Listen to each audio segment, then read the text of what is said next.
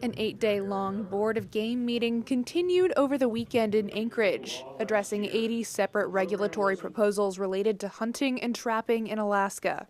One item on the agenda is warranting a significant amount of public comment. It's been a recent point of conflict. However, today, instead of testifying about legally submitted proposals, I will still testify about this last-minute edition of RC9. I'm here to ask the Board of Game to reject this because there is no emergency.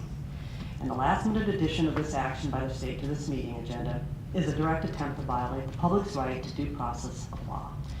By failing to provide the public with adequate notice or a meaningful opportunity to be heard about a regulatory action as required by the Constitution. The state just got sued on the same issue and lost in court on March 14th, and yet they are doing it once again, but in a different way. On March 21st, the Alaska Department of Fish and Game petitioned the State Board of Game for an emergency regulation, which would allow them to resume a predator control program. The program, designed to boost the shrinking Mulchatna caribou herd, was recently put on a temporary hold after an Alaska Superior Court judge ruled the department violated due process and acted unconstitutionally. The Alaska Wildlife Alliance, the plaintiff in the case, argues the ADFG emergency proposal requesting authorization for killing of bears and wolves is an attempt to circumvent the law.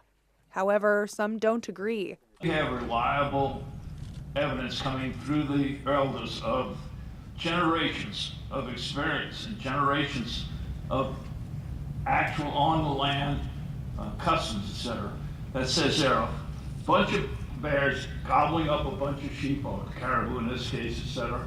And if you remove some portion of them, you can expect the mortality rate to go down on sheep. To me, that is evidence that could be considered by this board. And whether it's anecdotal or not, you're just trying to combine the use of, I think, reliable evidence. And you're arguing form over substance. And I guess I didn't read the court decision as being as specific as you're making it out to be.